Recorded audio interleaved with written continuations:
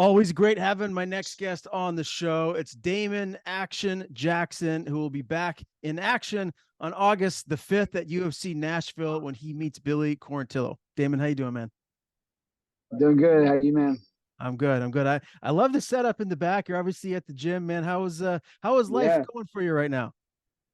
Right now, I'm working at the front desk, so I'm checking people in when they come in for class. And I got Peterson, Ocho Peterson's doing my kickboxing, and he's doing the MMA class today. So I'm kind of getting to sit back and just be like just chilling. So it's pretty cool to see it all come together, and definitely excited for sure. No doubt. I love Ocho, man. I've been fortunate enough to interview him for a while now. He obviously recently retired. Can you tell me how he's doing? I'm sure very good. Yeah, he's busy. He just had his first promotion or his first show in this promotion and turned out great. He had a good little kickboxing stuff on Sunday for younger guys, younger kids.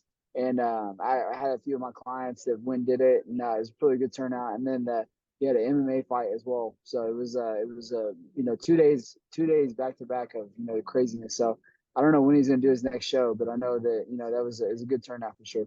Very cool. Yeah, he's a busy man. He's got a lot going on outside of obviously, his former career as a UFC fighter. 7 Yeah. months off, man, for you now. Well, almost 7 months it's been. Why such a long layoff? I figured we'd see you back, fighting by now. Man, I was kind of like begging to start fighting, but I was like I put this off for years. I've been wanting to open my own gym for years, and I've just kept putting it off. Like so many times I put it off, and I think it's just a good time right now to. I took some time off. I actually got my hair fixed, so people will stop bullying me. So hopefully it grows in before my next fight. That'd be nice, but I doubt it. Anyways, so I took some time off for that. Got to hang out with family. Got to travel. Me and my wife went on a like 2 week trip, so it's pretty cool. We went over Istanbul. We went to Italy, like Rome, all over there. Pisa. Yeah, we went everywhere, man. It was a good 2 weeks for sure. And then back here, getting the gym rolling, and yeah, just been busy, and then just getting everything lined up for this, and then trying to plan out a fight as well. So I had to push it back like I've known about this fight for about almost a month now, and basically I knew I was going to get one, and I told him I was like, hey, just let me get the gym open. We opened on June 1st, and I was like, let me get the gym open, give me like a month and a half, 2 months, and then I'd like to fight. So they said August worked great. So Okay, very good. We're obviously going to get to the fight here shortly, but you mentioned you got your hair fixed. What exactly do you mean? What does that entail? bro, I had a full hair transplant. So now I'll have a good clean line on my head. Right now, right, so once they put it in, basically you go on my Instagram, I talked about it on there. But so basically once they put it in, you got about a couple weeks, like 2 or 3 weeks before it falls out. And so then it falls out and it's out for like a month and a half, something like that. And then it starts growing back. And then so within 6 months, I'll have a full set of hair, and I'll have a man bun. I'll have something, maybe some braids. I'll do some cornrows or something. I don't know. We'll see. But yeah, so I did a full hair transplant, man. So that way, people, dude, it's so pathetic. Like I'll have a great performance, like such a good performance, and everybody's like, blah blah blah, your hair, blah blah blah, whatever. I'm like, bro, shut up. It's like I laugh it off now, but it used to really piss me off. But I'm like, now it's just funny because now everybody's gonna know I got it. So I was like, man, I just got to go out with it. And man, the guys that hooked me up, man, they did they did Cowboy Cerrone, they did Francis Ngannou. They just did that. What's that little that 35 or 25 that's like that hates him and Sterling had a problem. Yeah, okay, I know who you're Whatever. Yeah. talking about. Anyway, so they just did his hair too, and they've done a bunch of soccer players and other foreign stars. They've done some bigger names, but it was great. Went over to Turkey, had a great time there. It was beautiful. The first thing I think of when I think of like a hair restoration, I think Brian Urlacher, the former Yeah, linebacker for the yeah, Bears. Yeah. Okay. So yeah. I know like you're a UFC fighter. You're a badass, right? I can't imagine anyone wanting to step up to you and pick Yeah. on you or tease you. But you're saying you were getting teased about your hairline before. Do you think people are going to tease you more after this? Hey, I'm okay with it, bro. I'll be like sleeping my hair back. I don't care. I'm just doing like, it's like it's for me, man. Selfishly, I wanted it done, and I didn't really care. At the same time, it's like I took some time off to open the gym and get everything going. took some time off. I had to recover from that. I couldn't train for a month. So just it's just time. It's I wanted it done and just took the time to do it, and it's really cool. Okay. And obviously I love the sign in the background, Fortis MMA Lakeside. Tell me Yes, how many sir. clients, how many people do you have coming in and out of the gym on a day-to-day basis now? We just opened on the first, so like a couple days ago, we just opened, and I think we're pushing like 75 members right now. So we're doing a 200 member cap. Just kind of, I'm not doing any advertising right now. I just want people coming in that want to be here, that kind of know about it, like here, like word of mouth kind of thing. And then next week we'll be pushing some advertising stuff. But we have a huge kids program. We have two classes during the after school stuff from 3:30 to 5:30, and that's my main focus is the kids programs. And I'm actually teaching so much. I'm actually doing the 5:30 a.m. classes, and I'm coming back up here all day, and then doing the 6 and 7 p.m. classes. So I'm doing something all day. I'm still training my clients in Dallas, still training in Dallas, and then I'm just doing my extra training here. So Mm. it's actually inside of a 24-hour fitness. It's really cool. So like right out there is my gym. This is where I cut weight. This is where I do all my like strength and conditioning. It's where I cut weight and everything. So I've been coming here for a little over 8 years, and just when this area opened up, I was like, man, that'd be perfect to walk in on that. And they've been great. Working with 24 has been great, and just awesome location. That's fantastic. Will this, I mean, I have to imagine with, all your obligations that you have, that you're going to have a lot on your plate. Will this add more for you to kind of have to do during camp, or once you really get into the thick of things, are you going to be able to kind of dial in and it's just going to be like camp as normal? Dude, I'm getting to do like, so everybody that I train with in Dallas, it's like if we don't have a practice and people want to train with me, I train people all day. So I have all my teammates that want to work on wrestling. They're coming over to me, and so I'm getting to grapple. I'm working out twice as much as normal. I'm getting to I'm normally I would be taking this class. It's his Peterson's kickboxing class. So it's great fundamental stuff, super beginner friendly for a lot of these guys that have never done it. And I'm getting to go out there and act like I'm a, day one student, getting to work all the drills. So like, this is something I haven't done in, you know, probably since my pro debut. Like, I haven't done this stuff in forever, like taking the time to warm up the right way, taking the time to shadow box, for 30 minutes a day, and jumping rope 30, 40 minutes a day. Working footwork drills and, basic stuff, man. And it's got me really excited for this fight, to have a fight and to be able to train as much as I'm getting to train. It's pretty cool. It sounds like maybe we're going to see the absolute best version of Damon Jackson for this fight. Is that fair to say? Yeah, mentally and physically, I'm gonna be ready to go, man. I've been waiting to get back for a while. This is a long time off, and it was much needed, man. It was a good break, but I'm ready to get back, and physically, mentally, I'm ready to go, man. What do you think of fighting in Nashville, Tennessee? Oh man, I love it. I'm so excited about it. Like, it's something that I can't even believe that, like, I'm getting to fight with fans. It's like, it's so weird because like I've gotten so used to fighting at the Apex, and I'm like, I know the exact place I'm gonna cut weight. I know the exact same meals that I'm gonna eat. I know everything's like perfectly. It was like, it's great to fight there, but then when you go there and it's like 100 or less people in there, and it's like you hear the person breathe, you hear the other coach's game plan, you hear the person breathing when you take them down. Like, you kind of get distracted, honestly, with all that quietness. It's like, it's just not normal. So I'm so excited to have fans and to be back in there while people are actually screaming and getting into it. I'm really excited, and Nashville is cool as hell too. Yeah, no doubt about that. Obviously, the last time that we did see you in action was the loss to Dan Ige. Is there a lesson that you learned from that fight that you can maybe take moving forward here?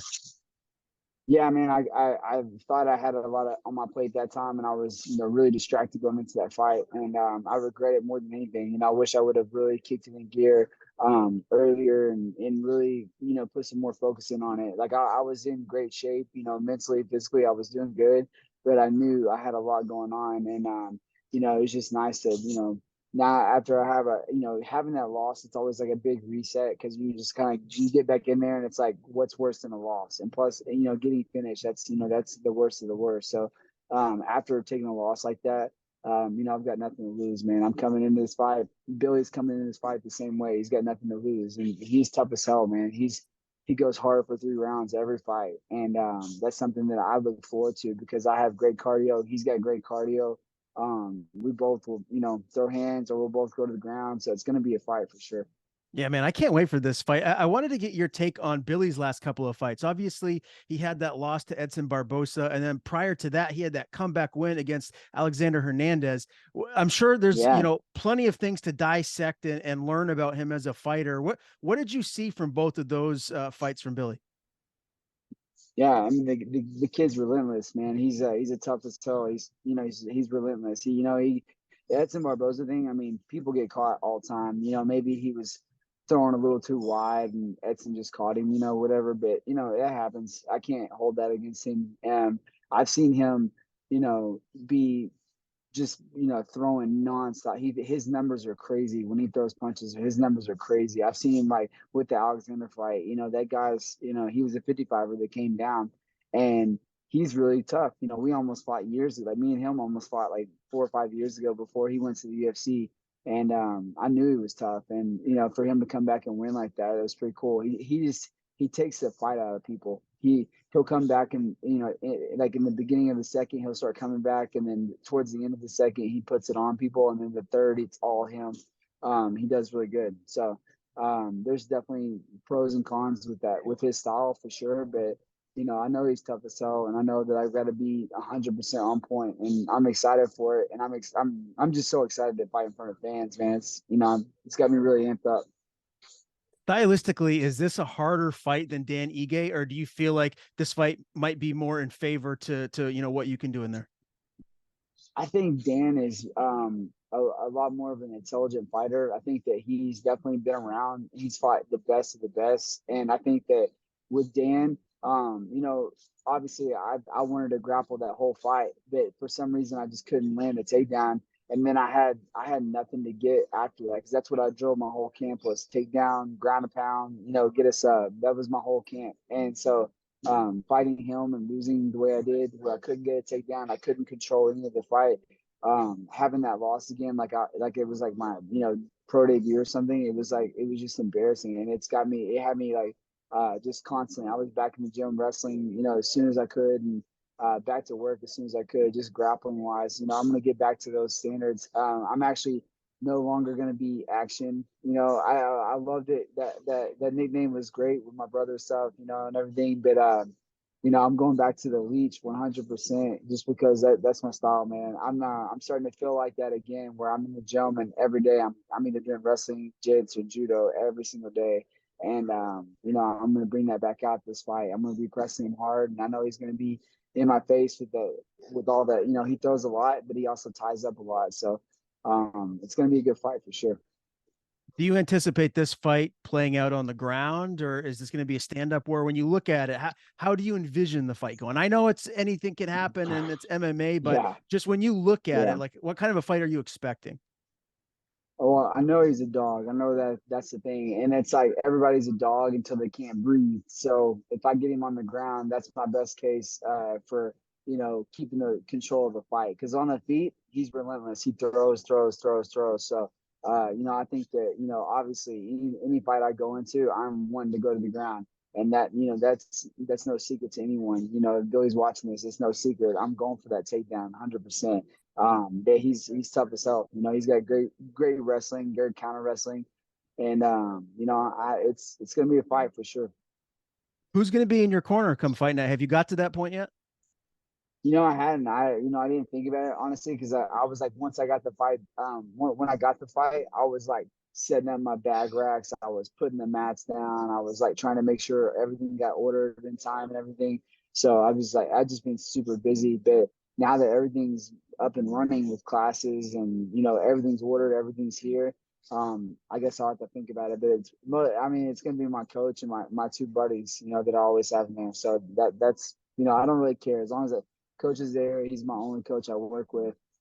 So he'll be there. And then I got two buddies from high school and then from elementary school, or from college and elementary school, that they are always in my corner. So that'll probably be it too.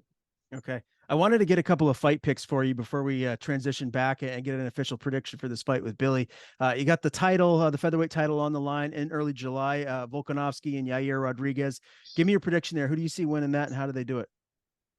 Volk. It's gonna be like his easiest title defense. I think it's not even like, I mean, the odds should be like negative 500, 800. You know, it should be pretty big, you know, pretty easy win for him. Okay. All right. Fair enough. So big on Volkanovski beating Yair. And then there's another big fight here in the 145 division, Tapuria and Josh Emmett. That's in June. How do you Mm. see that fight shaking out? I think it's going to be like a first round finish for sure. I think Taporia gets that one done. I think he's just cleaner than Josh. You know, like Josh is definitely that guy that will brawl and he catches a lot of people like that. But he also misses a lot, and Ilya doesn't miss. Like Ilya is like hidden and he lands most of the stuff he throws. And Josh, where he might throw 4 or 5 shots and land one that'll knock you out, but you know, I think Ilya wins that. I think he technically is better, and I think his jiu-jitsu is better. Okay. Couple of big fights right there, man. But as exciting as those fights are, man, I'm equally as excited for your fight with Billy Quarantillo. Again, this is going to be a banger. Do you expect this to be fight of the night? Do you feel like this really just could be, it could steal the show in Nashville? Bro, I hope that every single time. Like it gets me so amped up to even think about that. Like just you know, the money, whatever is great, but it's like having those big fights and having like a big win, like something like that, like a big sub or a big knockout or a big whatever, like big finish, big fight, whatever. I've been looking for that Forrest Griffin, Stephen Bonner type fight, and I think this is my guy. I think this is going to be that fight where people talk about it for a little while. Okay, I love that, man. Do you think you get him out of there? Give me your official prediction. Hell yeah. Hell yeah. I'm gonna get his ass out of there. I'm training so hard. And that whole I had to take a whole month where I couldn't even do cardio, couldn't even lift a weight, couldn't even do anything after I got the hair transplant. And that's been about 2 months ago when I got that done. And so I just got back to training a couple weeks ago and I'm just like freaking smashing, like grappling nonstop, lifting weights, doing everything. So it's you know, I'm gonna be ready. All right, Damon the Leech Jackson. We're going back to the Yes, old sir. nickname, which I love. Again, Billy Quarantillo is his next opponent, August 5th, UFC Nashville. As always, Damon, I appreciate your time, man. Great talking to you. Before we do sign off, please tell people where they can follow you on social media. If you have anything to plug, anyone to thank, the floor is yours. Yeah, man. I really appreciate everybody's support, and I try to message everyone back that messages me, but I really only use Instagram. I don't use Facebook. I don't use Twitter really. I have a Twitter page, I have a Facebook, but I don't really use them. So if you guys want to follow me on Instagram. It's Damon D Jackson.